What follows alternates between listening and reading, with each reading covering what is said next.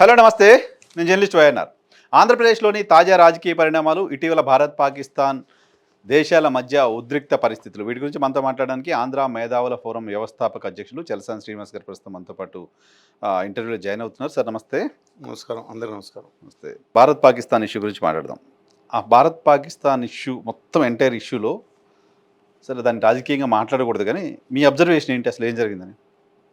ఆ నీచి నికృష్ట మదాంధ ఉగ్రవాదులు దాడి చేయటం, మన భారత మహిళల నుదుట సింధూరాన్ని తుడిచేయటం, దానికి తిరిగి సింధూరాన్ని ఆపరేషన్తో దానికి గట్టిగా బదులవటం, మన వీరజవాన్లు తమ స్పేస్లోంచి ఉంటూనే తీవ్రవాద స్థాయిరాలని ధ్వంసం చేయటం, అది కూడా ఆ ఆక్రమిత కాశ్మీరే కాకుండా డైరెక్ట్గా పాకిస్తాన్ భూభాగం లేదు కదా, బావల్పూర్ అంటే పంజాబ్ ప్రావిన్స్లోని, అంటే పంజాబ్ రాష్ట్రం బావల్పూర్ జిల్లా చేయటం నిజంగా హ్యాట్సప్ అండి.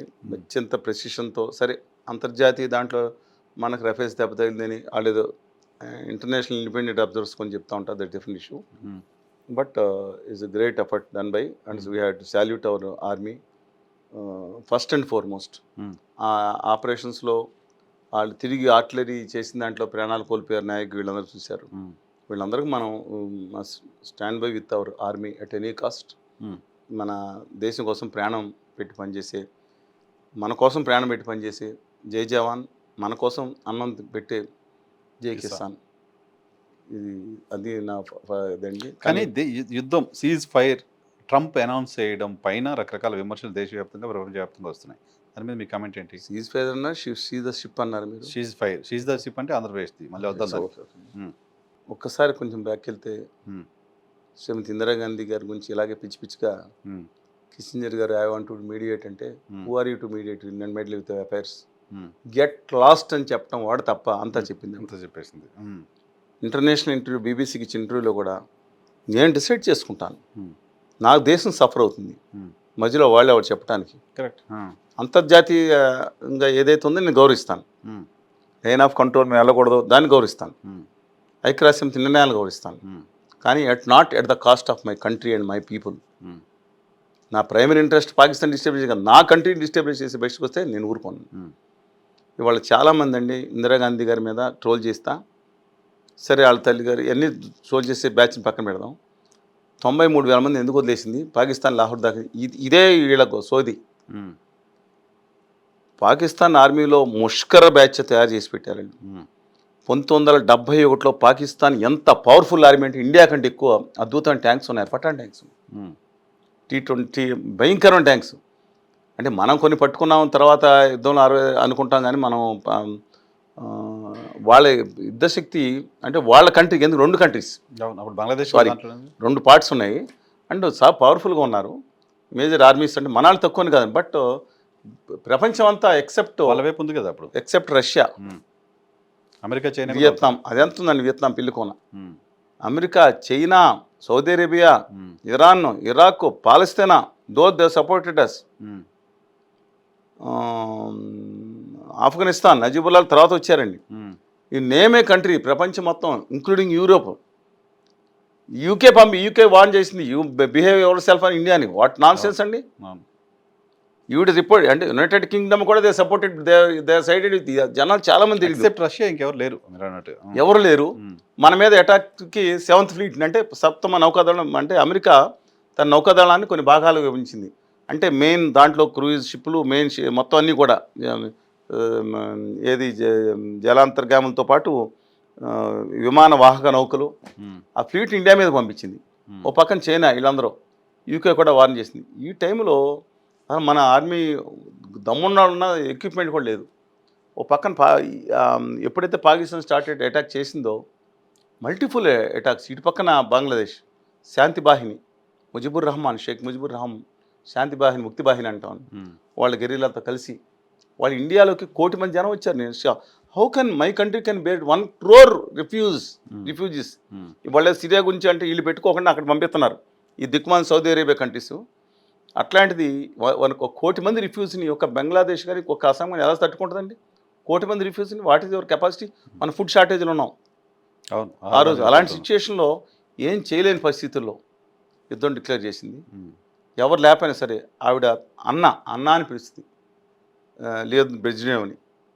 నేను ఉన్నానమ్మా అన్నాడు. అప్పుడు దీని ముందే ఇంక సంతకాలు పెట్టి సైన్య సహకార ఒప్పంద దాన్ని అద్భుతంగా ఒకే ఒక దాన్ని డ్రాప్ చేసుకున్నారు. డ్రాప్ చేసుకున్న వెంటనే ఎప్పుడైతే సెప్టెంబర్ 1 దాన్ని పంపించిందో దే సెంట్ ఐస్ బ్రేకింగ్ జలాంతర్గాములు వాళ్ళు పంపిస్తా అన్నారు. ఇంకా రాకపోయినా సరే కొట్టేసిందండి. కొట్టేస్తే 93,000 మంది ముష్కరులు ఉన్నారు. వాళ్ళని ఏం చేయాలి? వాళ్ళని అక్కడ వదిలిపెడితే బంగ్లాదేశ్ ఆర్మీ లేదు కదా ఆ రోజు, సెపరేట్ కంట్రీ కాదు చాలామంది. ఎవరు వీళ్ళే రేపొద్దు మళ్ళీ బంగ్లాదేశ్ని ఆక్యుపై చేస్తారు. వీళ్ళందరూ ఇంపోర్టెడ్ ఫ్రమ్ పాకిస్తాన్. అందులో ఒక 7,000 10,000 మంది కొంతమంది తప్ప.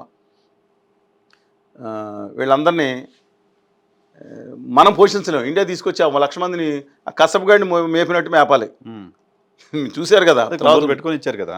అలా ఎలాగా నిర్ధారాలపై విచారించాలి, వాళ్ళ గౌరవం ఇవ్వాలి. మనం ఇండియన్ మన ప్రజాస్వామ్య దేశం. అలా కాదని చెప్పి లాహోర్ దగ్గరికి వెళ్ళి వెనక్కి రమ్మని చెప్పి కాశ్మీర్లో తుర్కీ ప్రాంతాలు కొన్ని ఉంటాయండి, తుర్కుత్ ఇలాంటి ప్రాంతాలు మాత్రం ఇవాళకే కాశ్మీర్లో మనం ఆక్యుపై చేసాం ఆ రోజు యుద్ధంలో. అది మాత్రం ఉంచుకుంది ఆవిడ. స్ట్రాటజిక్గా వీషేప్లో ఉన్న కాశ్మీర్ కోరం కింద ఉన్న దాని ప్రాంతాల్లో సియాచిన్ కింద ప్రాంతాల్లో ఇది నా దేశానికి అదే వాళ్ళకి మన కార్గిల్ యుద్ధం నేను ఆక్యుపై చేసుకుంటున్నాను. ఇది మాత్రం వదలను. మిగతా ఇంటర్నేషనల్ బోర్డు పాకిస్తాన్కి నాకు ఇచ్చిన ర్యాడ్ క్లిఫ్ ఏదైతే ఉందో అది మన్మోహన్ లైన్ పైన ర్యాడ్ క్లిఫ్ మన ఇండియానికి ఆయన ఇచ్చిన మన దేశ విభజన రేఖ, దీన్ని గౌరవిస్తాను అప్ టు కాశ్మీర్ అంతే. But I don't want to. So ఆ పరిస్థితి ఇప్పుడు ఇందిరాగాంధీని తలుసుకోవాల్సిన అవసరం ఎందుకు వచ్చింది మొత్తం దేశానికి? ఎందుకంటేనండి, గౌరవ్ మోడీ గారు ఇప్పుడు మమ్మల్ని అందరినీ బూతులు ఇచ్చారు జనం చాలామంది. కాదండి, అణుయుద్ధం వస్తే ప్రమాదకరం, అది పిచ్చి దేశం, రోగ్ దేశం, పిచ్చోడి దేశంలో పిచ్చోడి దాంట్లో. రెండోది నా తెలుగు జాతి అంటే నాకు ప్రేమ అండి. హైదరాబాద్ అంటే కూడా మా పాలకుళ్ళు వెనకటి విశాఖపట్నం, హైదరాబాద్ అంటే కూడా నాకు ప్రేమ. ఒక రాష్ట్ర ఉమ్మడి రాజధానిగా మనం అనుకున్నప్పుడు హైదరాబాద్లో దాదాపు న్యూక్లియర్ ఫ్యూయల్ కాంప్లెక్స్తో సహా మొత్తం డిఫెన్స్ సంస్థలు అన్నీ తీసుకొచ్చి హైదరాబాద్లో పెట్టారు. మనం చెప్పకూడదు, ఇంకా చెప్పలేని సంస్థలు ఎన్ని ఉంటాయో. ఎందుకని? సేఫ్ అని. ఇవాళ వాళ్ళ దగ్గర 2,000-3,000 కిలోమీటర్లు వెళ్ళే మిస్సైల్స్ వచ్చిన తర్వాత సేఫ్ ఏది లేదు. వాడు ఎక్కడ దాడి చేస్తాడు? ముందర నీచ్ కంట్రీ, రోగ్ కంట్రీ. ఫస్ట్ ముందర ఏముంటుందని మిగతా అంటే ఫైనాన్షియల్ క్యాపిటల్ అక్కడ మిస్సైల్స్ ఏదో 400 పెట్టారన్నారు. హైదరాబాద్ రక్షణ నేను చెప్తున్నాను. వాడు అణు పాసి వాడు ఒక పనికిమాలిన రోగ్ కంటేది. అణుయుద్ధంలో ఎవరు నష్టపోతారు? వాడు నష్టపోయాడు, మన మొత్తం దేశ ఆర్థిక వ్యవస్థ దెబ్బతింటుందంటే చెయ్యాలి, యుద్ధం చేసి తీరాల్సింది. బాంబులైనా పర్వాలేదు, ఎంత పర్వాలేదని ఓ బ్యాచ్ అంతా యాత్రలు చేసుకుని బయలుదేరారు. మీలాంటి వాళ్ళందరూ ఇలాంటి వాళ్ళందరినీ కొన్ని డ్రెస్ వేయించి ఇలా పాకిస్తాన్ బోర్డర్లో వదిలిపెట్టాలి. ఆ పిఓకేని ఆక్యుపై చేసుకుని అమ్మనాలి. వీళ్ళ పిల్లలందరూ అమెరికాలో ఉంటారు, లేదా ఇంకోటి జాతర చదువుకుంటూ ఉంటారు. చెప్తున్నాను అన్ఫార్చునేట్లీ. ఇవాళ ఇందిరాగాంధీ అండి ఆ రోజు కొట్టి సావగొట్టి అక్కడ షేక్ ముజిబుర్ రహమాన్ని ఆయన సొంత అధ్యక్షుడిగా చేసి పెట్టిన దమ్మున్నది. ఆవిడ లైఫ్లో తిరిగి మళ్ళీ 80 నుంచి 84 అయింది. ఇలా కన్ను తిప్పితే బాలకృష్ణ ఒకే వైపే చూడు, రెండో వైపు చూడొద్దని. ఇటు చైనా పాకిస్తాన్ కూడా రెండు ఇండియా వైపు చూడటానికి భయపడ్డాయి. వణుకండి, అంత పవర్ఫుల్. ఎందుకంటే చైనాకు కూడా తెలుసు 1962 యుద్ధం వచ్చింది. చైనా నీచ నికృష్టమైన చైనా ఇండియాని మోసం చేసి యుద్ధం చేసినప్పుడు వాళ్ళు ఆక్యుపై చేసి తేజ్పూర్ అస్సాం బార్డర్కి వచ్చారు. చాలామంది ఇండియా మ్యాప్ వేయండి. అస్సాం బార్డర్కి వస్తే ఈ సివిల్ అడ్మినిస్ట్రేషన్ బీడీఓస్ అందరూ వెళ్ళిపోయారు. ఎవరో ఫోన్ చేశారంట, అమ్మ ఇక్కడ అంతా లేరు, నువ్వు ఉండాలి కదమ్మా అని. గౌతి నుంచి కారు వేసుకుని అది చైనా బార్డర్కి వెళ్ళిపోయింది ఇందిరాగాంధీ. చేతి ఎక్కడ కూతురు ఎక్కడ కనపడలేదు, కన్వర్షన్ లేవు, అక్కడెక్కడో మిగిలిపోయింది అన్నారు. ఇండియన్ ఆర్మీ అంటే మన దగ్గర ఫైటర్స్ అంటే అది బిజు పట్నాయక్ వాళ్ళ ఆవిడ జ్ఞాన్ దేవి, ఇద్దరు పైలట్స్ అండి. తెలుసు కదా, కాశ్మీర్ని కాపాడిన పైలట్స్లో ఒక ఆయన బిజు పట్నాయక్. వాళ్ళు పాకిస్తాన్లో వచ్చేస్తుంటే నువ్వు సాటి సేవ అంటే ఆర్మీతో పాటు బిజు పట్నాయక్ వెళ్ళి ఆ కాశ్మీర్ శ్రీనగర్లో డ్రాప్ చేశాడు ఆర్మీ. ఇండోనేషియాలో తీసుకొచ్చాడు. అందుకని మెగావతి సుకర్ణపూతి ఈయన పెట్టిన పేరే కదండి అధ్యక్షుడు గారు. ఆయన వెళ్ళి రోడ్ స్ట్రిప్ మీద డకోటా ఫ్లైట్ ల్యాండ్ చేసుకుని ఈవిడని ఎక్కించుకుని తీసుకొచ్చాడు. కాపాడంటే అంత ధైర్యవంతురాలు. ఇంకోటి కూడా అలాంటి ఆవిడని పట్టుకుని వీళ్ళ మాట ఎందుకు మీరు అడుగుతున్నారంటే, ఈ మోడీ గారు 56 ఇంచులు చెస్ట్. పుల్వామా ఘటన జరిగినప్పుడు ఈయన ఎక్కడున్నారంటే ఫోటోషూట్ చేసుకుంటా కర్బాట్ ఆ నేషనల్ పార్క్లో ఉన్నారు ఆయన. తర్వాత కూడా ఏం చేశారు తెలియదండి. సత్పాల్ మాలిక్ పెద్ద ఇష్యూ అది. ఇక రెండో విషయం ఇది చూడాలి. ఏది మొన్న జరిగిన ఘటనలో ఈయన ఎక్కడున్నారండి? నేను సరిగ్గా ముందులో చూశాను. ఈయన సౌదీ అరేబియాలో ఏదో పాటల ప్రోగ్రామ్ ఏదో వాళ్ళు మాట్లాడుతూ చక్కగా సహృదయంతో ఉన్నారు. సౌదీలో. తెలియదు కదా పిఎం కది తెలియదు. ఇన్సిడెంట్ జరిగిన తర్వాత అవును, ఎలా నిజంగా react అన్ఫార్చునేట్ అండి. అయ్యారు? ఇన్సిడెంట్ జరిగిన వెంటనే హుటాహుటిన వచ్చారు. మ్మ్. వచ్చి వెంటనే అఖిలపక్ష సమావేశం పెట్టేసి దానికి ఏం చేయాలో చేసి ఇది చేశారా? మ్మ్. వచ్చి వెంటనే రాజ్నాథ్ సింగ్ లాంటి దమ్మ ఎవరన్నా కానీ ఆయనకు అప్పచెప్పి టకేలమని ఎలక్షన్ పెట్టారని బీహార్ అయిపోయింది. బీహార్లో. ఇదే అండి, మ్మ్. ఇదే అండి ఒక ప్రధానమంత్రి, మన లీడర్ అండి. ఆ ప్రధానమంత్రిని వాళ్ళు నీచిన కృష్టంగా వాళ్ళు ఈ ప్రధానమంత్రి సంగతి చేస్తాం వదలమని చెప్పి ఆ మజూర్ మహమ్మద్ లాంటి మసూద్ లాంటి ఒక నికృష్టి మాట్లాడుతుంటే నా ప్రధానమంత్రి మోడీ గారు ఎవరైనా మన దేశానికి చిహ్నం మనందరికి గర్వకారణం పదవి రీత్యా మ్మ్. ఆయన ఆఖరి వరకు అంటే ఆయన లైఫ్ లాంగ్ బతికేంత వరకు ఆయన కాపాడుకోవటం మనందరి ధర్మం. మ్మ్. వెదర్ ఇది పవర్ ఆర్ నాట్ మ్మ్. ఈ ఫాట్ అవర్ అనుకున్నాం. మ్మ్. కానీ ఆఖరికి ఏం జరిగిందండి? నా ఎవరు చెప్తే ఒప్పుకున్నారండి? Failure First అసలు. ట్వీట్ ఎక్కడి నుంచి వచ్చింది? కేంద్ర ప్రభుత్వం ఫెయిల్ అయిందా? ఆర్మీ సక్సెస్ అయింది, ప్రభుత్వం ఫెయిల్ అయింది. మ్మ్. ఆర్మీ సక్సెస్ అయింది. ఆర్మీ ఎవరి డైరెక్షన్లో పనిచేస్తుంది? ఆర్మీ ఎవరి డైరెక్షన్ అంటే తను ఒక్కోసారి తన సొంత నేరాలు తీసుకోవచ్చండి. మ్మ్. కానీ ఒక్కటి చెప్తున్నానండి, పుల్వామా ఘటనలో సత్పాల్ మలిక్ గారు బతిమాలి వాళ్ళు దుర్మార్గులు అందరూ ఉంటారు, ఫ్లైట్లు ఉన్నాయి, విమానాలు అందరిని పంపించమంటే దొడ్డిదారిని మామూలు రోడ్డు దారిని పంపిస్తే మీరు ఇక్కడ ఒక సీఎం వస్తుంటేనే ట్రాఫిక్ ఆఫ్ చేస్తారే, మ్మ్. అట్లాంటిది 40-100 ట్రక్కుల్లో ఆర్మీ వాళ్ళు వెళ్తుంటే జీపుల్లో వేరే నుంచి ట్రక్ వచ్చి ఇంట్లో జాయిన్ అయిపోయి దూరేసి వెళ్ళిపోయి ప్రయాణం చేసిందంట. మ్మ్. చెవులో పూలు ఉన్నాయండి. మ్మ్. ఆర్మీ ప్రాణాన్ని కాపాడే వాళ్ళని వాళ్ళు పెళ్లి చేసుకున్నారు. అలా నా జవాన్ బయటికి వెళ్ళి కాల్ చంపి 100 మంది చంపి అమరవటానికి ఇండియన్ జవాన్ సిద్ధంగా ఉంటాడు, అంత దమ్మున కెపాసిటీ ఉన్నాడు. మ్మ్. వాళ్ళ నీచ నికృష్టుల కవ్వాటు దాళ్ళు బలవటం ఏంటండి? మ్మ్. దాని మీద వెంటనే ఈయన వెళ్ళి మేము వాళ్ళ ఆత్మసాక్షి ఓట్లు అడుగుతున్నానని మాట్లాడారు. మ్మ్. ఇవాళ కూడా వెళ్ళి బీహార్కి వెళ్ళి మాట్లాడారు. సరే ఒకటి మనం చూడాలండి, ఈరోజు ఇండియా యొక్క ఆత్మగౌరవాన్ని తీసుకెళ్ళి అమెరికా దగ్గర తాకట్టు పెట్టినట్టు నా ఫస్ట్ స్టేట్మెంట్ దానికి వాళ్ళని ఖండించవచ్చు. మ్మ్. అన్నిటికంటే పీక్ ఆఫ్ వాళ్ళ ఇండియా భూభాగం కోల్పోయారని మాట్లాడుతున్నారు. తల తెక్కలేని వాళ్ళకి నాలెడ్జ్ ఉందో లేదో తెలియదు. వాట్సాప్ యూనివర్సిటీలో ఇందిరాగాంధీ గారు సిక్కింని చోయాంగ్ వంశస్థుల్ని ఆక్యుపై చేసేసి ఆ దేశాన్ని తను కలుపుకోవాలని చైనా ఆల్మోస్ట్ డిసైడ్ అయిన నేపథ్యంలో అవర్స్లో డెసిషన్ తీసుకుంది. అంటే ఇంకా ప్రధానం జస్ట్ ఇన్ఫర్మేషన్ ఇవ్వటమే కదా అధ్యక్షుడికి, త్రివిధ దళాల అధిపతిగా ఉండేవారు కదా అప్పుడు. 5 గంట కూడా పట్టలేదండి. డెసిషన్ తీసుకుని ఆర్మీని సిక్కింలో పంపించి పోలీస్ యాక్షన్ పెట్టి సిక్కింని ఇండియాలో కలిపేసి ప్లెబిసైట్ 98% ప్రజలు ఒప్పుకున్నారు. ప్లెబిసైట్లో న్యాయంగానే జరిపించి వాళ్ళందరినీ ఇండియాలో కలిపేసి 22 రాష్ట్రంగా డిక్లేర్ చేసింది. వాళ్ళ సిక్కిం భూభాగం కలిగిందంటే దండం పెట్టుకొస్తుంది ఆవిడ. మ్మ్. ఎన్ని సో మర్చిపో ఇందిరాగాంధీతో కంపేర్ చేసినప్పుడు నరేంద్ర మోదీ ఆ స్థాయి మోదీ గారా ఆ. దమ్మున లీడర్ సాల్యూట్. పులిని పట్టుకున్నాను, పులిని పక్కన కూర్చొని ఆవిడ మాట్లాడినట్టు ఉంటాం. మీరు మ్మ్.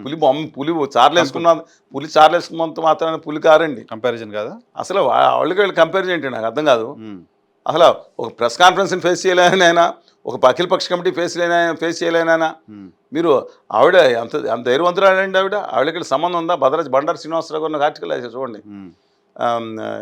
ఖమ్మం జిల్లా వచ్చినప్పుడు ఆవిడ జీప్ ఎక్కేసి ఆ జీపులు ఎలా వచ్చిందని ఆశ్చర్యపోయారంట. టుక్కు అంటే అసలు రోడ్లు భయంకరంగా. ఆవిడెవరండి అసలు అంటే అసీమశాంతం నా దేశభక్తితో వీళ్ళ దేశభక్తి ఉన్నట్టు వాళ్ళ దేశభక్తి లేనట్టు ఆవిడ మీద నాకు అది బాధ కలిగింది. మోడీ గారు చేశారు, అంతవరకు చేయమనండి. మ్మ్. అందుకని ఇంకోళ్ళని కంపేర్ చేసి మ్మ్. ఎవరుగా వాళ్ళకి పోలిక ఏంటండి? స్టేట్స్మెన్స్కినో వీళ్ళకి ఒక దేశ ప్రధానమంత్రి వెళ్ళి అమెరికాలో ఆదాని గారి గురించి బేరం పెట్టారా? మ్మ్. నేను అడుగుతున్న ఆదాని గురించి అక్కడికి వెళ్ళి ఆ దేశ అధ్యక్షుడికి ప్రచారం చేయటం ఏంటి నాకు అర్థం కాదు. దేశ చరిత్రలో ఎవరన్నా ఈవెన్ పక్కనున్న వియత్నామాడో లేకపోతే సౌదీ అరేబియా అమెరికా వెళ్ళి ట్రంప్ను ఓడించండి, బైడెన్ గెలిపించండి ప్రచారం చేస్తారా? ప్రోగ్రామ్ పెట్టుకున్నారు హౌడీ మోడీ అని, అంతే. ఎలక్షన్ క్యాంపెయిన్ కాదు కదా. ఫిర్ ఔర్ ఎక్ బార్ ట్రంప్ అని చెప్పి ప్రచారం చేసి పెట్టారు. ఆఖరు వద్దురాబాబు రాహుల్ గాంధీ గారు చెప్తుండే ఇండియాలో కోవిడ్ వచ్చేస్తానంటే లక్షల మందితో మీటింగ్ పెట్టి ఆయన చుట్టూ ఔర్ ఎక్ బార్ ట్రంప్ అనేది ఏంటండి ఎలక్షన్ ఏజెంట్ కింద చేయటం. ఇండియా ప్రతిష్ట 53 లక్షల మంది ఇండియన్స్ అమెరికాలో ఉంటుంటే అది ప్రతిష్టం ఇచ్చినట్ట. ఇవాళ అంతిమంగా పీక్ ఆఫ్ ఇదేంటంటే ఇవాళ జయశంకర్ గారు సరే ఈయన శశి థరూర్ గారిని సునందా పుష్కర్ గారు గొడవలో ఆయన ఎవరు వల్ల వేసుకున్నారు, ఈయన మోడీ గారు శశి థరూర్ గారిని వల్ల వేసుకున్నారు. ఈయన తర్వాత మాట్లాడుకుందాం కానండి శశి థరూర్ గారి గురించి అంటే different time. Sunanda Pushkar suicide చేసుకుని చచ్చిపోయింది. దాంట్లో వాళ్ళేసుకునేది ఏముంటుంది? ఎలా చేసుకున్నారా లేకపోతే ఏం జరిగిందా, మోడీ గారు శశి థరూర్ గారిని చేసుకున్నారా అనేది డిఫరెంట్ ఇష్యూ అన్నానండి. నేను దాని గురించి కామెంట్ చేయట్లా. రెండు ఒక ఇక్కడ సునంద పుష్కర్ ఎందుకు వచ్చింది అన్న శశిధర్ గారు గొడవ జరిగింది కదా, అవును, గొడవే లేదు, వాళ్ళిద్దరు కలిసి ఉన్నారు హోటల్లో, కలిసి ఉన్నారు, ఒకళ్ళ నన్ను ఆవిడ వల్ల వేసుకున్నారు, లేకపోతే ఇలా వల్ల స్టోరీస్ వచ్చినాయి. అలా మోడీ గారు నిన్న మాట్లాడారు కదా, నువ్వు నాతో ఉంటే చాలామంది కళ్ళు విజయన్ గారితో ఉన్నప్పుడు ఆదాని గారి ఫంక్షన్ జరిగింది కదా, పోర్ట్ ఫంక్షన్లో, అలాగా రాజకీయం ఆయన చేస్తున్నారు. కానీ నిన్న జరిగింది నేనేమంటున్నానంటే అండి, దాని గురించి ఆయన కూడా సుశీల్ మాట్లాడాలి కదా.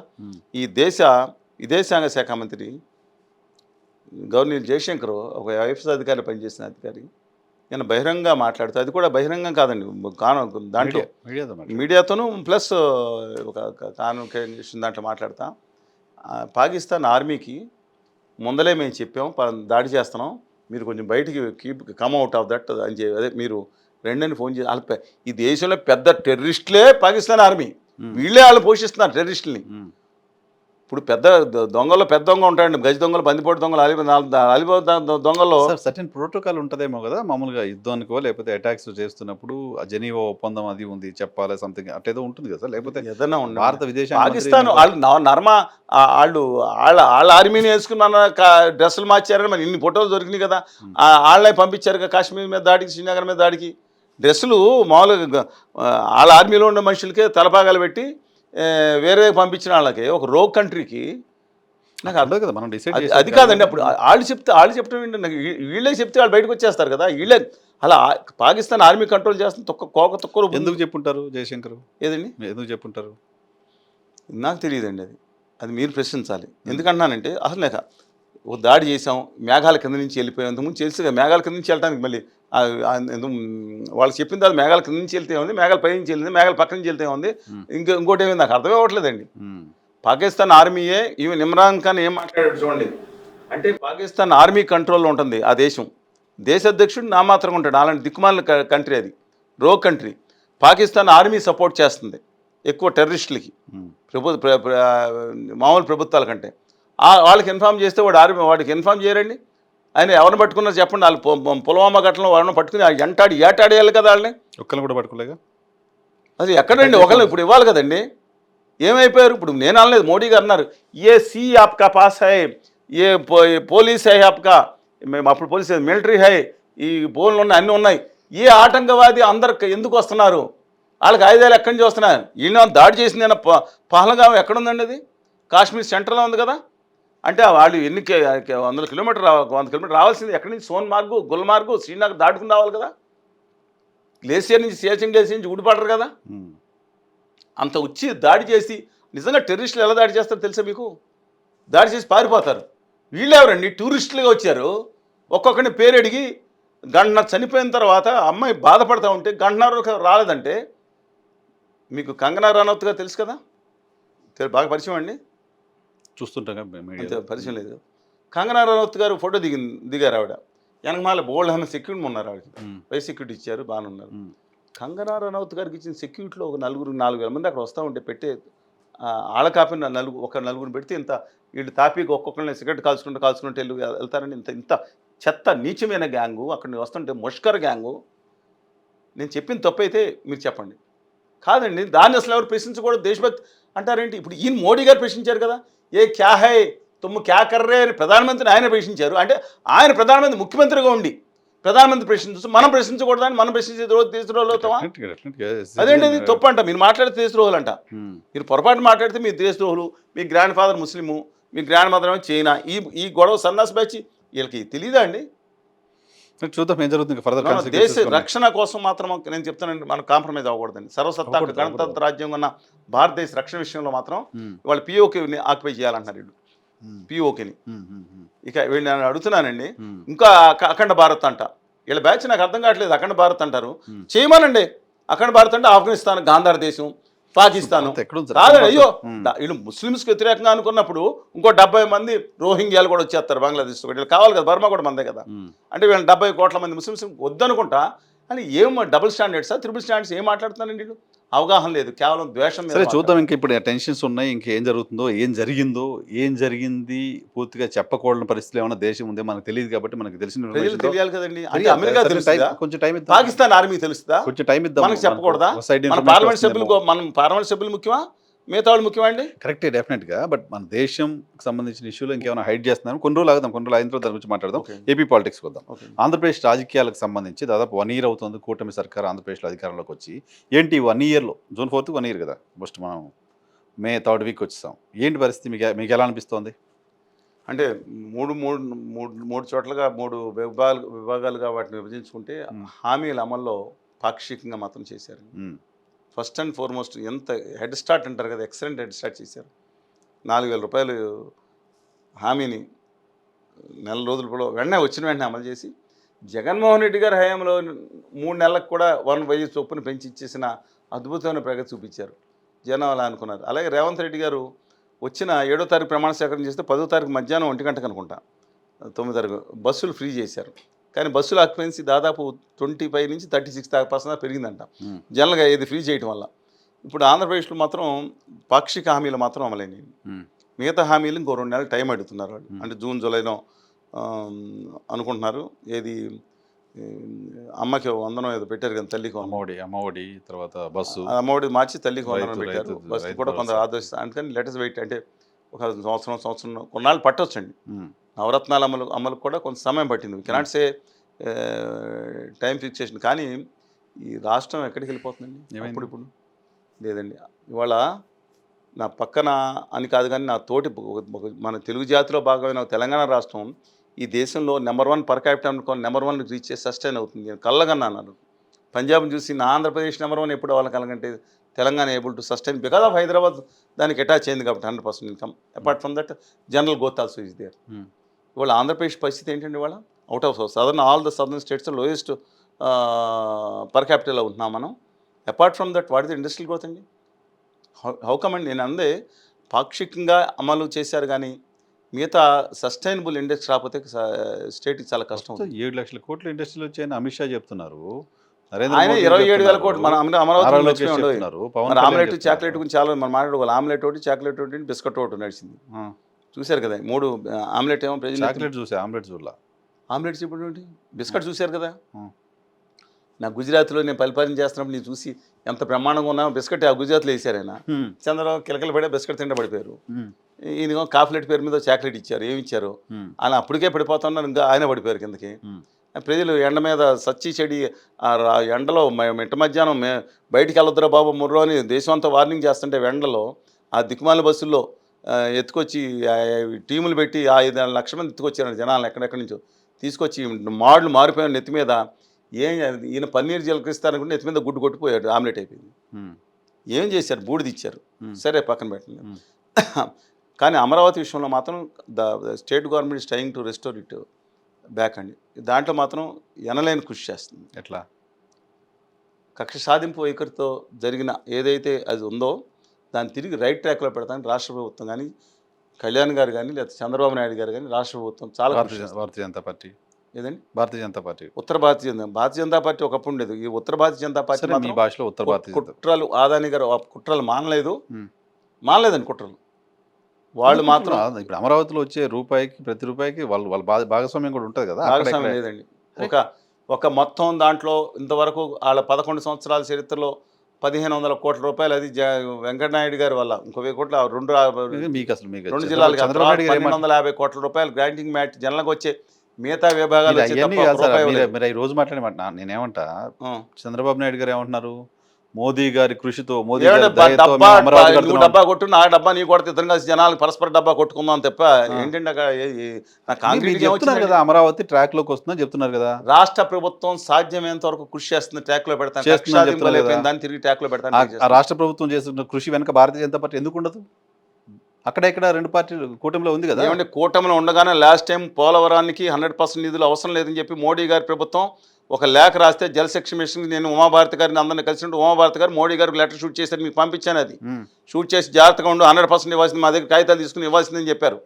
భారతీయ జనతా పార్టీ దాంట్లో కూడా మంచి వాళ్ళు ఉండొచ్చు, దుర్మార్గులు ఉండొచ్చు. కానీ మోడీ గారు అమిత్ షా గారు పార్టీల కూటమి ఆంధ్రప్రదేశ్లో పరిపాలన చేస్తుంటే 3 పార్టీల కూటమి కేంద్రంలో కూడా ఉంటే మీరు దాంట్లో 2 పార్టీలు మాత్రం మంచి మోడీ మంచోడు కదని ఎట్లా చెప్తారు సార్? అది రాష్ట్రానికి ఏమి ఇచ్చాడు ఆయన? అంతకుముందు మురికి నీళ్ళు కొట్టిపోయాడు, తర్వాత ఆ నెత్తి మీద బూడి జల్లిపోతే వాళ్ళకి తీసుకొచ్చి ఆమ్లెట్ చాక్లెట్ బిస్కెట్ తప్ప ఏం చేశారండి రాష్ట్రానికి? మరి మీరేమో ఏం చేయలేదంటున్నారు. చంద్రబాబు నాయుడు గారు అద్భుతంగా చేశారని చెప్తున్నారు. ఇప్పుడు ఎవరు భజనాలు చేసుకుంటూ చంద్రబాబు ఉంటారు? నాయుడు గారు బాగా చేశారని మళ్ళీ మీరు చెప్తున్నారు. ఎవరైనా చంద్రబాబు గారు ట్రైయింగ్ ఇస్ లెవెల్ బెస్ట్ అండి, బాగా చేశారు. ట్రై చేస్తున్నారని చెప్తున్నారు కదా. ట్రై చేస్తున్నారు. ట్రై చేయడం వెనక మోడీ ఉంటాడు కదా. మోడీ ఏమున్నారండి? బూడిది అక్కడ వచ్చి జనం మీరు ఎంట్రీ ఎందుకు ఎంట్రీ చేయలేదు? మోడీ లేకుండా మీరు ఓన్లీ వచ్చిన చంద్రబాబు ఏం జనాలని ఇంటర్వ్యూ చేయాలి కదా ఆ రోజు సభకు వచ్చిన వాళ్ళని. కాదు సార్, నేను ఆ రోజు స్టేజ్ మీద కూర్చున్నానా? మాకు అద్భుతంగా అప్పులు ఇప్పించాడు అని అది చంద్రబాబు మాత్రం నాయుడు గారు కరెక్టే. చెప్తున్నారు. అది మాత్రం మోదీ కరెక్టే. మోదీ అప్పులు కృషి వల్లే కదా. ఇప్పించడానికి అప్పులు ఇప్పించడానికి దాని వ్యాపారం రిలాక్స్ చేసి మరి మోదీ హెల్ప్ చేసినట్టు కదా ఏదండి అది. కాలాటం ఇంతకుముందు పెట్టిన కాలాటం పెట్టింది, కాలాటం తీశాడు, ఇంతకుముందు బొక్కవాళ్ళ పడి సరే చేశాడు. సరే సరే అది అది అది హక్కుగా మనకి ఇవ్వాల్సిన నిధుల్ని పట్టుకుని అప్పుగా ఇవ్వాల్సిన తెచ్చుకుని ఏం రాలా. అప్పు హక్కు. అప్పు హక్కు కాదు. అప్పు కాదు, మనకి గ్రాంట్గా ఇవ్వాల్సింది. మీరు పురంధేశ్వరి గారిని ప్రశ్నించకుండా, సీఎం రమేష్ గారిని ప్రశ్నించకుండా మమ్మల్ని ప్రశ్నిస్తారేంటి? మీరు భారతీయ జనతా పార్టీని మాత్రమే కార్నర్ చేస్తున్నారు. నేను భారతీయ జనతా పార్టీగా, ఉత్తర భారతీయ జనతా పార్టీ ఒక కుల చిచ్చుతో మత విద్వేషం రెచ్చగొడతానికి, ఆంధ్రప్రదేశ్ నాశనం చేయడానికి చూసే దాంట్లో ముందంజలో ఉన్న పార్టీ. అటువంటి పార్టీతో పొత్తు పెట్టుకున్న పార్టీలు ఎందుకంటే ఖచ్చితంగా ఎందుకు అంటలేదు? వాళ్ళు మాత్రం వాళ్ళు track లో డైరెక్ట్ పెట్టాలని చూస్తున్నారు. వీళ్ళిద్దరూ ప్రత్యేక కళ్యాణ్ గారు అనేది, కళ్యాణ్ గారు ఆల్రెడీ దాంతో ఎప్పటి నుంచో ఆ సంఖ్యలోకి కూర్చుంటే ఆయన మన అనేది ఏంటి, రెండు ఒకటి పార్టీ. డ్యూయల్ గా చంద్రబాబు నాయుడు గారు డ్యూయల్ చంద్రబాబు నాయుడు గారు డైరెక్ట్ గా పొత్తులో ఉన్నారు. మీరు డ్యూయల్ గా మాట్లాడుతున్నారు. మోదీ అమరావతి అభివృద్ధికి మోకాలు అడ్డం పెట్టారు యాజ్ ఫర్ యూ. ఆ మోకాలు ఇప్పుడు తీశారు యాజ్ ఫర్ యూ. అప్రిషియేట్ చేయాలి కదా. ఏమండి ఒకటి చెప్తున్నాను, ఇవ్వాల్సిన హక్కును పోగొట్టుకుని ఇప్పుడు ఎట్లా ఉందంటే తెలుసా మీకు? మీరు అడుగుతున్నారు ఇవ్వాల్సిన హక్కు. ముఖ్యమంత్రి అడగలా, ఉప ముఖ్యమంత్రి అడగలా. మాకు రావాల్సింది అఫీషియల్గా మీరు ఇవ్వాలి, రాజధానికి డబ్బులు ఇవ్వండి అని అడగలేదు. మరి అడిగినప్పుడు వాళ్ళు మీరు ప్రశ్నించట్లేదుగా. వాళ్ళు ఎందుకు ప్రశ్నించట్లేదండి? వాళ్ళు కేంద్ర ప్రభుత్వానికి అంటలా మోడీ గారు అమిత్ షా ఏదైతే దొయ్యానికి ఉందో వాళ్ళ ఆంధ్రప్రదేశ్ హక్కును తీసుకెళ్ళి తాకట్టు పెట్టారు. ఇంకా అడగటం ఏంటి? నేను ఎన్ని మీటింగ్లు పెట్టాను, పోలవరంని తాకట్టు పెట్టారు. ఈ ఎంపీలకి సిగ్గు శరం. నేను మాట్లాడలేదండి, కళ్యాణ్ గారు మాట్లాడారు. కారణం రాసుకోండి కళ్యాణ్ గారు మాట్లాడారు. నేను వాళ్ళు అడుగుతున్నాను, మీరు ఏలు ముద్రగాళ్ళని నేను అడగను. నేను లేఖలు పంపించాను మీ ఎంపీలందరికీ. కేవలం మిథున్ రెడ్డి గారు లావు శ్రీకృష్ణదేవరాయలు ఇద్దరు గారు తప్ప మిగతా వాళ్ళు ఎందుకు స్పందించలేదు? మాకు ఎందుకు స్పందించలేదండి? ఏం జరిగింది అసలు నాకు అర్థం కాదు. దాన్ని డెడ్ స్టోరేజ్ ప్రొవైడ్ చేశారు. సర్వనాశనం చేయడానికి ప్రయత్నిస్తుంది కేంద్రంలో ఉత్తర భారతీయ జనతా ప్రభుత్వం. తల వంచి రాష్ట్ర హక్కులను తాకట్టు పెట్టారు ఈ ప్రభుత్వం. పెడితే రాష్ట్ర ప్రభుత్వం ఏం చేస్తుంది సార్? ఏదండి రాష్ట్ర ప్రభుత్వం ఏం చేస్తుంది? ఎన్నుకుని 164 సీట్లు ఇచ్చింది. పోనీ ఆ ప్రతిపక్ష పార్టీ ఏం చేసింది? ప్రతిపక్ష పార్టీపై ఏం చేస్తుంది? కూర్చుని పార్లమెంట్లో ఆ ప్రతిపక్ష పార్టీ పనికిమాలిన పార్టీ అనే 11 సీట్లకు ఇచ్చారనుకుందాం. అవునండి. అంటే అప్పుడు చంద్రబాబు నాయుడు గారు ఏం చేస్తానని అడిగినప్పుడు అడిగారు కదా, ఆ విధంగానే వాళ్ళ ప్రయత్నం వాళ్ళు చేయాలి. ప్రతిపక్ష పార్టీ కూడా వాళ్ళ కొంచెం చంద్రబాబు నాయుడు గారు కొంచెం ఏదో రిజర్వేషన్ ఆబ్లిగేషన్ ఉందా మీకు ఏమన్నా? నాకేం లేదు, మీకు బాగా ఉన్నట్టుంది రామకృష్ణారెడ్డి గారు అంటే. నేను అలా అని కాదు. రామకృష్ణ ఎవరు? రామకృష్ణారెడ్డి గారు అంటే ఎవరైనా. మరి చంద్రబాబు గారు అంటే ఎవరు? మన ఇది కేంద్ర ప్రభుత్వం పోలవరాన్ని అన్యాయం చేస్తోంది మీ దృష్టిలో. అన్యాయం చేసిందని ఆధారాలు ఇస్తాను. మాట్లాడాల్సింది ఎవరు? రాష్ట్రానికి రిప్రజెంటేషన్ ఎవరు? ఏదండి రాష్ట్రానికి రిప్రజెంటేషన్ ఎవరు? రాష్ట్రానికి రిప్రజెంటేషన్ రాష్ట్ర ప్రభుత్వం అడగనప్పుడు మీరు మాట్లాడాలి కదా. రాష్ట్రం అంతా తిరిగి మీటింగ్ పెట్టాను. నేను జేడి లక్ష్మణ్ గారు కూర్చుని తిరుపతిలో మీటింగ్ పెట్టాం, గుంటూరులో పెట్టాను, విజయవాడలో పెట్టాను, విశాఖపట్నం పెట్టాను. రాష్ట్రం అంతా తిరుగుతాను అన్న కదా నేను. మీడియా అయిపోతే నేను బాధ్యున్నా. మీడియా చేసిన దానికి నేను ప్రశ్నిస్తున్న క్రమంలో నేను రోడ్డు అంటే ప్రశ్నిస్తున్నాను. రోడ్డు మీటింగ్లు పెట్టాం, ధరలు పెట్టాం, రాష్ట్రం అంతా పెట్టి తిరుగుతానే ఉన్నాను. నేను తిరుగుతాను, నేను ఎప్పుడు ఆగలేదు. అది ప్రశ్నిస్తున్న క్రమంలో అమరావతికి కేంద్రం కదా డబ్బులు ఇవ్వాలి.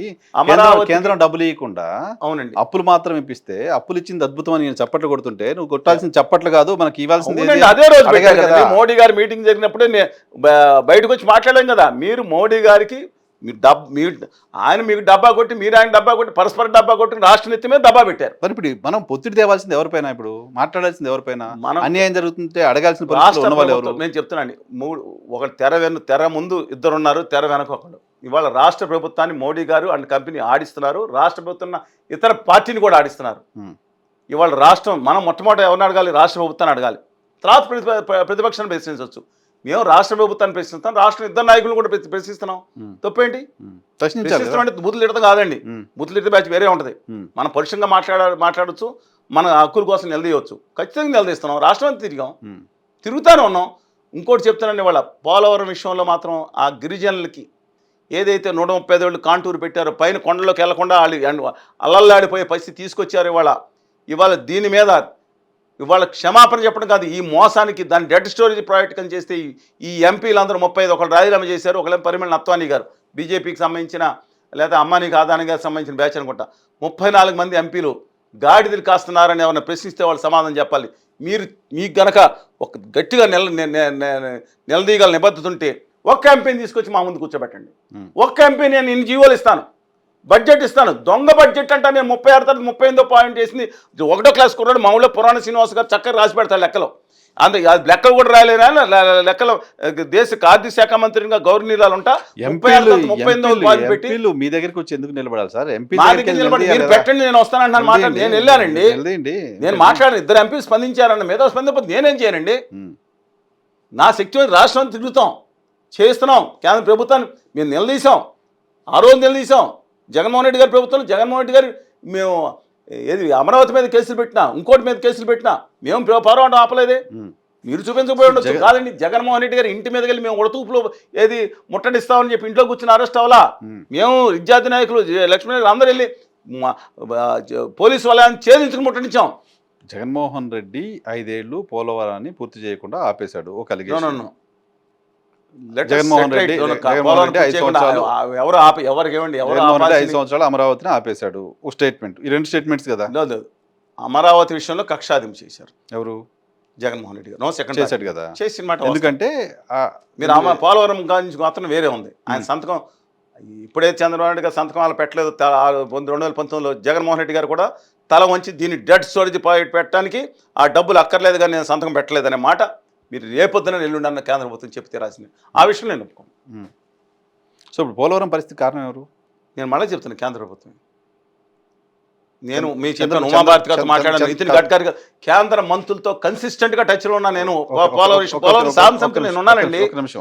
మీకు పోలవరం ఆ పరిస్థితి మీరు 1989లో పోలవరం సాంసం వచ్చినప్పుడు మీరు ఇంకా స్కూల్లో కూడా చేరుండరు, చేరుంటారులేండి.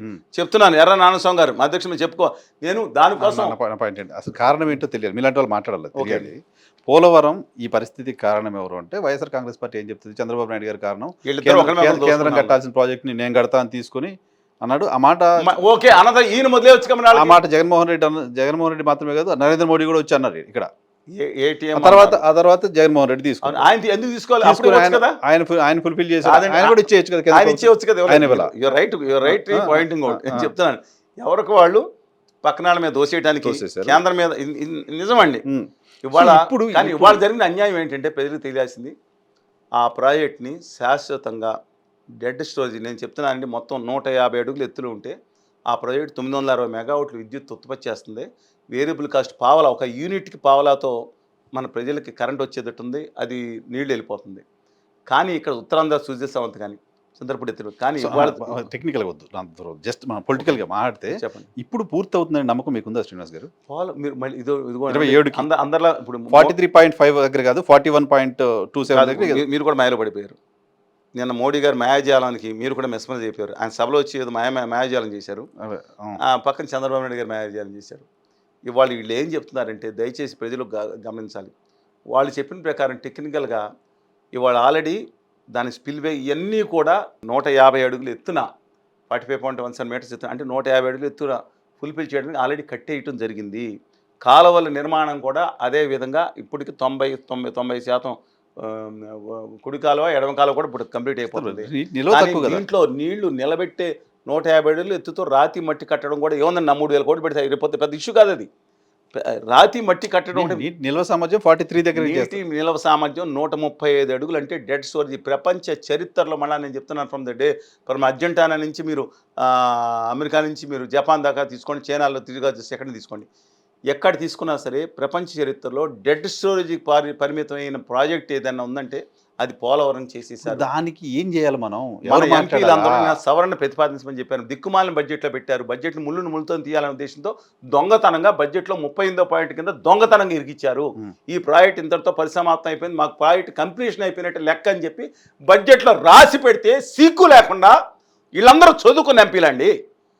ఎందుకంటే వాళ్ళు ఎన్నికలు పంపించి తెలియకుండా చేశారా? వాళ్ళు కనపడలేదు. వీళ్ళకి నిజంగా దొంగతనంగా రాశారండి బడ్జెట్. ఎంతమంది చదువుకుంటారు చెప్పండి? తెలుసు, తెలియకుండా మీ బోటలు మాట్లాడిన తర్వాత రెస్పాండ్ అవచ్చు కదా. నేను అందరికీ ఈమెయిల్స్ అంతా పంపించాము బహిరంగంగా. నేను కాదు, మనకి మీటింగ్లు పెట్టాము, చెప్పాము, తర్వాత రెస్పాండ్ అవచ్చు. ఇప్పుడు రెస్పాండ్ అవ్వలేదు అంటే ఏంటి? ప్రభుత్వం వైపు నుంచి రెస్పాన్స్ లేదు. ప్రభుత్వం దీన్ని మసిపూసి మారేడికాయ చేయడానికి చూస్తాం. రెస్పాన్సంగా దేవుడు ఎరుగండి, నిజంగా చెప్పాలి కదా.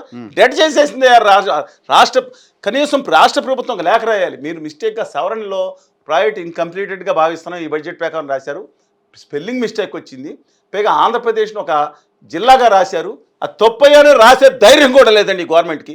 మాట్లాడితేనేమో ఇలా అంటాను. నేను చెప్తున్నాను, ఇప్పుడు మంచి మంచి మంచి మనం విమర్శ చేసినప్పుడు నిర్మాణాత్మక విమర్శ సూచించేయాలి, అంతే కదండి. చేస్తే మంచి మీకు చెప్పాను కష్టపడుతుంది. కానీ ఇవాళ ఈ విషయంలో మాత్రం శాశ్వతంగా ఆంధ్రప్రదేశ్కి ప్రజలకి దీనికి, ఎందుకంటే రేపు పొద్దున మన డబ్బులతో కట్టుకుందామని ఒక బ్యాచ్ ఒకటి బయలుదేరారు, రాధాని గారి బ్యాచ్. ఏమండి నేను ఒకటి చెప్తున్నాను, ఆ మార్వాడి గారి కంపెనీకి ఏమో ఏంటి కంపెనీ ఏంటి మిత్తల గారి కంపెనీకి మైన్స్ ఇవ్వాలంట. మన కడప ఉక్కు ఫ్యాక్టరీ రిజర్వేషన్ వస్తాయి, కడప ఉక్కు ఫ్యాక్టరీ పెడితే దాంట్లో రిజర్వేషన్స్ అమలు అవుతాయి కదండి. విశాఖపట్నంలో రిజర్వేషన్స్ అమలు అవుతాయి కదా, గవర్నమెంట్ రిజర్వేషన్ అవుతాయి. అపార్ట్ ఫ్రమ్ దట్ మన దానికి కదా మానేసి అంట మార్వాడి గారి కంపెనీకి అంటండి ఆంధ్రప్రదేశ్ కట్టిన పన్నుల్లోంచి మళ్ళీ మీకు ఆంధ్రప్రదేశ్ ప్రజలు కట్టిన పన్నుల్లోంచి వచ్చే 10-15 సంవత్సరాలు వాళ్ళకి రాయితీలు తాంబూలాలు సత్కారాలు ఇస్తారంట, మనకు వచ్చే పోగొట్టుకుని. దీనికి ఏమని అనాలి? అలాగే అమరావతి పోలవరం విషయంలో కూడా వీక్ లీడర్షిప్, విజన్ లేని లీడర్షిప్, వెన్నుముక లేని లీడర్షిప్ ఆంధ్రప్రదేశ్ చరిత్రలో బానిసంగా ఇవాళ ఇంతవరకు 2000 సంవత్సరాల క్రితం ఇలాంటి పరిస్థితి వస్తే మగధ సామ్రాజ్యం మీద గెలిచిన సిముకుడు ఉన్నాడు చూసారా, ఆ స్ఫూర్తిలో 100వ వంతు కాదు 1000వ వంతు 10,000 వంతు లేని ఇవాళ రాజకీయ నాయకులు ఈ రాష్ట్రంలో ఉన్నారు. అన్ఫార్చునేట్లీ నేను చెప్తున్నాను, దేశ చరిత్రలో ఏ దేశంలో ఉన్న ఏ రాష్ట్రంలో కూడా గుత్తగా గొర్రెల మంది అంటే వీళ్ళకి బాధ కలుగుతుంది. మరి ఏ మంది అన్నాలో మీరు చెప్పండి. మరి పెద్దల మంది అన్నాను నేను. 175 మందికి 175 మంది ఏది ఉత్తర భారతీయ జనతా పార్టీ అభ్యర్థురాలకి లేదా ఇంకో బిల్లులకి అడ్డంగా ఓట్లు వేసినప్పుడు మా హోదా విభజన హామీలను అడగొచ్చు కదండి. ఎందుకంటే ఈ దేశం గుజరాత్లో మోడీ గారు గుజరాత్లో కూడా లేదా ద్రౌపది ముర్ముగా సంబంధించిన ఒడిశాలో కూడా ఎగ్నెస్ట్ ఓట్లు పడితే ఆంధ్రప్రదేశ్లో మాత్రం 2 బిల్లుల విషయంలో వీళ్ళకి బుద్ధి ఉందా అండి? అసలు ఒక రాష్ట్రాల హక్కులు చేస్తాడు ఢిల్లీ పార్లమెంట్ లిఫ్టింగ్ యాక్ట్ పెడితే దానికి కూడా గుడ్డిగా మద్దతు చెప్పే పరిస్థితి అయిపోయింది. ఇప్పుడు ఒప్పుకున్నారు రాష్ట్ర హక్కు ఇవాళ. ఇప్పుడు మీ పార్లమెంట్లో మీ ఇద్దరు బలం అవసరం ఉంది కదా, ఆ పక్కన నితీష్ గారు కలుపుకుంటే కనీసం హక్కుల గురించి మాట్లాడలేరా? ఎందుకు మాట్లాడలేకపోతున్నారు? మీకేమనిపిస్తుంది? అంటే దీని మీద అండి భారతదేశం అనేక సైంటిస్ట్ సంస్థలు చాలా కేంద్రాలు పెట్టి రీసెర్చ్ డిపార్ట్మెంట్స్ పెట్టారండి. ఆ రీసెర్చ్లో యాక్చువల్గా ఇన్స్టిట్యూట్ ఆఫ్ సైన్స్ కానీ కానీ చాలా పెట్టారు. అందుకని అక్కడ సైంటిస్టులు చాలా మంది డెవలప్ అయ్యారు. అలాగే అలాంటి సైంటిస్టులు వీళ్ళకి ఈ చికెన్ గున్యా డెంగ్యూలాగా కేంద్ర వాళ్ళని చూడగానే ఎందుకు వణుకుడు రోగం వస్తుందని వాళ్ళు తేల్చాలి. నేను చెప్తానండి, ఈ రోగానికి కారణం ఏంటని వాళ్ళు తేల్చాలి. ఇప్పుడు మనం అదేం అంతుపట్టిన వ్యాధిలా ఉందండి ఇది. అందరూ నేను ఇద్దరు ప్రత్యక్షంగా వాళ్ళు పరోక్షంగా ఎవరు దీన్ని స్పేర్ చేయాల్సిన పని లేదండి. ఇవాళ మోడీ గారు వచ్చారు ఇక్కడికి, వచ్చి ఇంతకుముందు ఏం మాట్లాడారు? రాజధాని అమరావతి ప్లాన్ బనాతే ఏమని చంద్రబాబు నాయుడు గారు ప్లాన్ వేసుకుని కొలగొడతాను చూస్తున్నట్టు మాట్లాడిన మోడీ గారు ఇవాళ అమరావతికి వచ్చి జగన్ గారి గురించి మాట్లాడలేదు. ఏంటి? ఎందుకు మాట్లాడలేదు? ఎందుకు మాట్లాడతామేంటండి? నిర్మలా సీతారామన్ గారు చెప్పారు మేము దత్తపుత్రిలో చూసుకుంటామని మాట్లాడి మీరు ఉంది దాంట్లో ఉంది కదా. జగన్ గారికి మోదీకి ఎప్పటికి సంబంధాలు ఉన్నాయంటారా? మోడీ గారికి అమిత్ షా గారికి ఏం కనపడవండి. వాళ్ళకి అవసరం కొద్దీ వాడుకుంటారు. ఇవాళ చంద్రబాబు నాయుడు గారు ఇంకా చెక్ పెట్టే స్థితిలో జగన్మోహన్ రెడ్డి గారు ఉన్నారు. 39.43% ఓట్లు వచ్చినాయంటే డోంట్ అండర్ ఎస్టిమేట్. తిరిగి రేపొద్దున ఆయన బీజేపీ కాళ్ళు వేళ్ళు అనుకోవడానికి క్రెడిట్ గేమ్ తీసుకోవడానికి లేదా కళ్యాణ్ గారు కలుపుకోవడానికి ఓ స్టేజ్ వచ్చిన తర్వాత ఇట్ వోంట్ స్పేర్. ఇవాళ అరెస్ట్ చేయడానికి కూడా నేను చెప్తున్నాను, మీరు మళ్ళీ చెప్తున్నాను మీకు ఇవాళ చెప్తానండి. మోడీ గారి గనక అన్న తర్వాత జగన్మోహన్ రెడ్డి గారు అరెస్ట్ కూడా జరుగుతుంది అంటాడా? మరి మొన్న వచ్చి విమర్శ చేయకుండా పోయి ఇప్పుడు అంటాడా? ఏమండి, రాజకీయ పచ్చి స్వార్థం కోసం అంటే ఆయన పాత మర్చిపోరు.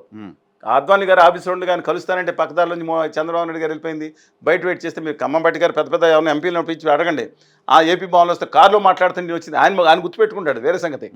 అదే అయినా సరే ఒళ్ళో కూర్చోబెట్టుకుంటూ ఇవన్నీ ఎందుకని తెలుగుదేశం క్యాడర్ కూడా మోడీ గారిని నచ్చట్లేదు అంటే ఇలా సెంటిమెంట్తో కొడదామని నేను. ఆంధ్రప్రదేశ్ ప్రజల భవిష్యత్తు తరాలు యువతరాల గురించి మాట్లాడట్లా. ఇవాళ హోదా విభజన హామీలు ఇస్తేనండి ఆ మొత్తం గుజరాత్కి ఎత్తుకెళ్ళిపోయిన ఇస్తే 15 లక్షల మంది కుర్రాళ్ళు. నేను ఇప్పుడు మీరు మాట్లాడితే చంద్రబాబు నాయుడు గారు ముఖ్యమంత్రిగా ఉంటే వాళ్ళని పారిశ్రామికవేత్తలు చేయాలి కానీ మారవడీలు మనం తెచ్చుకున్నాం. మారవడీలు అంటే నాకు వ్యతిరేకత లేదు, గుజరాత్ అంటే వ్యతిరేకత లేదు. కానీ నీ కుర్ర నీ యూత్ నువ్వు నిలబెట్టాలి కదండి బాబు, నేను అడుగుతాను. అంతలో కళ్యాణ్ గారు బయలుదేరారు, ఈయన మాట అంటారు. విచిత్రంగా ఉంటుంది ఈయన. చెప్తున్నానండి, చెప్పుకుంటే అనవసరంగా కూడా చెప్తున్నాను. మా దక్షిణామూర్తి గారు అబ్బాయి తోటి తమిళుడు, ఉమ్, నా స్టాలిన్ గారు, నా దక్షిణం, నా తెలుగు బిడ్డ, ఉమ్, ఆయన గురించి తమ భాష గురించి తమిళ గారి భాష ఉంటుంది, ఈయన మీద మాట్లాడతారు. ఈయన ఉమ్, ఉమ్, నాకు అసలు అర్థం అవ్వట్లేదు ఏం మాట్లాడతారు. సనాతని ఆమెన్ అంటారు, క్రిస్టియన్లో ఆమెన్ అంటే పదం తెలుసు మీకు, ఉమ్, ఐఎమ్ అపోలజికల్ సనాతనవాదిని ఆమెన్ అన్నారు. ఉమ్. అదేంటో నాకు తెలియట్లేదు, నేను కొట్టు చచ్చిపోతున్నా, అన్ని డిక్షనరీలు ఎత్తుకుతున్నా చాలా కాలం నుంచి, 7 నుంచి. ఆర్య సనాతనవాదిని ఆమెన్ ఏంటి? సరే, ఆయన మాట్లాడిన వాటికి మళ్ళీ ఆయన ఆన్సర్ చెప్పాలి మనం ఎక్కడైతే అదేంటండి అసలు? అది ఇప్పుడు ఇదేంటి జగన్ మద్యం క్లోజ్ చేద్దాం లాస్ట్ 5 minutesలో. ఆంధ్రప్రదేశ్లో మద్యం అంశానికి సంబంధించిన వివాదం నడుస్తుంది, అరెస్టులు నడుస్తున్నాయి. జగన్మోహన్ రెడ్డిని రేపు ఎల్లుండి అరెస్ట్ చేస్తారంటే ప్రచారం జరుగుతుంది. ఏంటి శ్రీనివాస్ గారికి ఏం కనబడుతుంది? జగన్మోహన్ రెడ్డి గారు డోర్ వరకు వచ్చినాయండి. ఉమ్, ఎందుకంటే ధనంజయ రెడ్డి గారు not an ordinary person, because being IAS officer and chief minister సెక్రటరీగా కూడా పనిచేశారు, ఇది క్లోజ్ సర్కిల్ గారు. ఇక ఓఎస్డి కృష్ణమోహన్ రెడ్డి గారు. కృష్ణమోహన్ రెడ్డి గారు ఈస్ జగన్మోహన్ రెడ్డి గారి వ్యవహారాన్ని చక్కబెట్టేవారు. ఇంతకుముందు గుర్తుకొస్తూ ఉంటే శ్రీనివాస్ గారు ఉండేవారు, చంద్రబాబు నాయుడు గారి పిఏ శ్రీనివాస్ గారు ఓఎస్డి కింద కానీ పిఏ కింద కానీ ఆయన అరెస్ట్ చేసి చూశారు కదా, చేయాలని చూశారు, అరెస్ట్ లేదు కాలే ఆయన, అరెస్ట్ చేశారు అంటున్నారు. అరెస్ట్ కాల, విదేశాలకు పారిపోయాడు. విదేశాలకు వెళ్ళారు, తర్వాత Arrest అవ్వలే. Arrest అవ్వలే. Government వచ్చాక వచ్చారు. ఉమ్, కానీ ఇవాళ మాత్రం ఇవాళ టచ్డ్. ఇంతకుముందు జగన్మోహన్ రెడ్డి గారండి చంద్రబాబు నాయుడు గారిని ముఖ్యమంత్రి చేయడానికి సాధ్యమైనంత వరకు ప్రయత్నించి కష్టపడ్డారు ఆయన. ఉమ్, చేశారు. అరెస్ట్ చేయడం, లాస్ట్లో అరెస్ట్ చేయడం కూడా ఏ టైంకి అరెస్ట్ చేయాలో, ఏ టైంలో మామూలుగా పెట్టాలో, చంద్రబాబు నాయుడు గారి ఇంట్లో కూర్చుంటే ఎలా బయటికి రప్పించాలో నిర్మాణం చాలా చాలా కృషి. వాళ్ళ నాన్నగారికి ఇచ్చిన హామీ అని కొంతమంది అంటూ ఉంటారు. బాబు ఉంటే నువ్వు ఉండు, తర్వాత లేకపోతే బాబు మనం ఉండాలి, మిగతా వాళ్ళకి ఎందుకు కమిషన్ వెళ్ళాలనుకుంటున్నాను. అలాగే ఆయన కృషి చేశారు. ఇప్పుడు ఇవాళ జరుగుతుంది కూడా నాకు విచిత్రంగా అనిపిస్తుందండి ఇది. ఉమ్. మరి మీరు చెప్పాలి సార్, ఏంటి అసలు అరెస్ట్ అవుద్దా? అంటే ముందు చేయాలి. ఎందుకంటే ఇవాళ ఎప్పుడు లాస్ట్ మీ ముందు నాకు తెలిసి లోకేష్ గారు రెడ్ బుక్, నేను రాజ్యాంగం రెడ్ బుక్ ఏదైతే ఉందో అది ప్రస్తుతం అమలు చేసే కార్యక్రమంలో ఉన్నారు. ఉమ్, నేను ఆయన్ని కొన్ని విషయాలు, ఎందుకంటే ఎవరినైతే నా తల్లి అంటే ఇష్టం అండి, ఎవరి తల్లినైతే వినండి, ఒక్క నిమిషం, వినండి. ఎవరి తల్లినైతే అంత దుర్మార్గం మాట్లాడారో ఆ. ఖచ్చితంగా ఆయన యాక్షన్ తీసుకుంటంలో నేను ఖచ్చితంగా సమర్థిస్తాను. అదొకే, నేనేమో మద్యం కానీ వ్యవహారం ఈ గురించి విషయం వరకు అదే మాట్లాడుతున్నా. వస్తున్నాను చెప్పని వాళ్ళు అదొకే, సరే వంశీ గారు అన్నారు, ఆయన అరెస్ట్ చేశారు, ఏదో నడుస్తుంది. కాదండి, ఆయన చాలా చాలా దాన్ని ఎవరు మనం అప్రిషియేట్ చేసేది కాదు. 100% ఖండించాల్సిందే, ఖండిద్దాం ఆ విషయంలో ఉమ్, ఉమ్. బాధ. మద్యం విషయం చంద్రబాబు నాయుడు గారు బాధపడితే కూడా దానికి సరి పక్కన పెట్టి, ఉమ్. మద్యం విషయంలో మాత్రం ఇవాళ ఏలూరు ఎంపీ గారు ఎవరండి, మహేష్ గారు, ఆయనకి డిస్టిలరీ పేరు ఏంటండి తెలియదు నాకు. ఈ భూమి ఎవరి దాంట్లో ఎవరెవరు బాధ అనేది ఉమ్, ఏమండి. ఈ మద్య నియంత్రణ, మద్యం ఈ మాఫియా అనండి, లేదా ఇంకోటి లాబీ అనండి, మొత్తం గత 20-30 సంవత్సరాల నుంచి ఈ ప్రభుత్వంలో ఎవరు వచ్చిన ముందర కన్ఫర్మ్ చేసి క్లియర్గా చెప్పరేంటి సార్ మీరు? జగన్మోహన్ రెడ్డి తప్పు చేశారని మీరు అనుకుంటున్నారా? జగన్మోహన్ అరెస్ట్ రెడ్డి అవుతారని గారితో సహా అనుకుంటున్నారా? మొత్తం అనేక ప్రభుత్వం, ఎన్టీ రామారావు గారు తప్ప ఆ తర్వాత ప్రతి ఒక్కళ్ళు కూడా ఆ, మద్యం లాబీతో సంబంధం ఉన్నవాళ్ళే అనేది సర్వత్రా అనిపిస్తుంది. ఇవాళ జగన్మోహన్ రెడ్డి గారి విషయంలో మాత్రం ఉమ్, నేను అనుకుంటా ఉన్నాను, ఉమ్. అది మోడీ గారి యొక్క గ్రీన్ సిగ్నల్ అనుకున్నాను. ఎందుకంటే వెళ్ళొచ్చారు, లోకేష్ గారు వెళ్ళొచ్చారు. మీకు జర్నలిస్టులు కదా, ఢిల్లీ సర్కిల్ మీకు కిటికీలో ఎక్కువ. తొంగి చూసి ఇలా చూసి అన్ని మీకు ఢిల్లీ సర్కిల్ మీకు ఎక్కువ కదా మాకంటే. కాదు, ముందర మీరు కిటికీలో తొంగి చూసి నేను కిటికీలో చూసే జర్నలిస్ట్ కాదు, నేను మామూలు బయట నుంచి చూసే సార్ జర్నలిస్ట్. ఏదైనా కానీ కిటికీలోంచి బాత్రూమ్ నుంచి చూసే వాళ్ళు వేరే ఉన్నారు. సార్ నాకు I don't comment on that, కానీ నేను చెప్తున్నాను ఉమ్, ఆ విషయం నాకు తెలియదు. ఉమ్, బట్ నేను అనుకుంటా ఉంటాను ఇది ఆల్రెడీ టచింగ్, ఆ అరెస్ట్ అనేది జగన్మోహన్ రెడ్డి గారి డోర్ టచ్ చేస్తూ ఉంది. ఉమ్. అందువలన ఇట్ మే, బట్ ఆ చూస్ చేసుకున్న పాత ఏదైతే ఉందో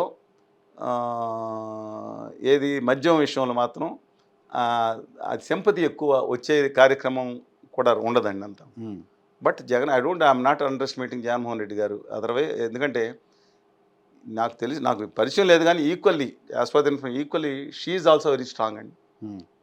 భారతి గారు కూడా. అందువలన ఒకళ్ళని అరెస్ట్ చేసి, ఇప్పుడు చంద్రబాబు నాయుడు గారు అరెస్ట్ చేస్తే ఏమైనా అయిపోయిందా? మొత్తం యాక్టివేట్ అయింది, ఉమ్. మొత్తం కుటుంబాలన్నీ, అంతకుముందు కానీ కుటుంబాలన్నీ కలిసి వచ్చినాయి. అదే ఎన్నికల ముందు కాబట్టి టై కలిసి వచ్చింది. కానీ ఇంకా 4 ఇక్కడ ఏళ్ళు ఉంది మన కదా. వైఎస్ఆర్ తెలంగాణ పార్టీ మాజీ అధ్యక్షురాలు, తర్వాత ఆంధ్రప్రదేశ్కి నాకు సంబంధం ఏంట్లేదు, నా పుట్టుక తెలంగాణతోనే పెరిగిన తెలంగాణ, పిల్లల కన్నా తెలంగాణ, ఇక్కడ చచ్చిపోయేది కూడా తెలంగాణ, పోటీ చేస్తే కూడా పాలేరని మాట్లాడారు కదా. సర్లేండి, నాయకులు ఒక్కో టైంలో ఒకటి అదేంటిది వాళ్ళు కుదరదండి, ఆ పక్క రాష్ట్రంతో సంబంధం లేదన్నారు. నాకు తెలుగు జాతి మొత్తం కన్నా తెలంగాణ కూడా కావాలనే మనిషిని నేను ఆ రోజు విభజన సమయంలో కూడా 13:30 నేను మాట్లాడలేదండి. నాకు ఆంధ్రప్రదేశ్ తెలంగాణ తెలుగు జాతి అంతా కావాలనుకున్నా, వద్దనుకోలేదు.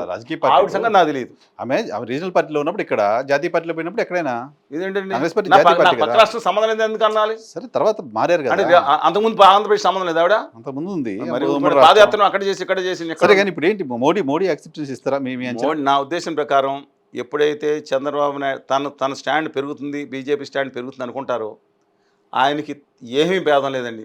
ఆయన ఆపరేషన్ బిర్లా దాంట్లో number 1 party Telugu Desam, number 2 BRS ఉంటే అందులో నెంబర్ 6వ పార్టీ వైఎస్ఆర్ కాంగ్రెస్ పార్టీ. నేను ముందలే చెప్పాను జగన్మోహన్ రెడ్డి గారికి, అందరికీ బహిరంగానే, మీరు ఇవాళ చంద్రబాబు మీ వంతు కూడా వస్తుంది ఏదో రోజు, ఇవాళ భయంకరమైన విషెస్ గేమ్ ఆడుతుంది, మత చిచ్చు కుల చిచ్చు రెచ్చగొడతానికి చేసి ఉత్తర భారతీయ జనతా పార్టీ దృష్టిలో పడొద్దు అని చెప్పానండి. ఇప్పుడు జగన్మోహన్ రెడ్డి గారి అరెస్ట్కి బీజేపీ గ్రీన్ సిగ్నల్ ఇస్తుందని అనుకుంటున్నారు మీరు? వాళ్ళు అవకాశం టైం చూసుకుని, పెద్దానికి టైం ఉంటుంది కదా, 4 రావుకాలాలు బాగా పట్టింపు ఎక్కువ ఉంటుంది కదా, అలాగే ఆర్య గ్రంథాలని తీసుకొస్తారు, ఆర్య సనాతనవాదులు ఎక్కువ కదండి, దాని ప్రకారం చూసుకుని, ఎందుకంటే మోడీ గారికి అభిమానం ఉండొచ్చు కానీ కోర్ క్యాడర్ ఏదైతే ఉందో బికాస్ ఆఫ్ మతం కానీ ఇది కానీ చూసుకుని వాళ్ళు వ్యతిరేకంగా ఉండొచ్చు.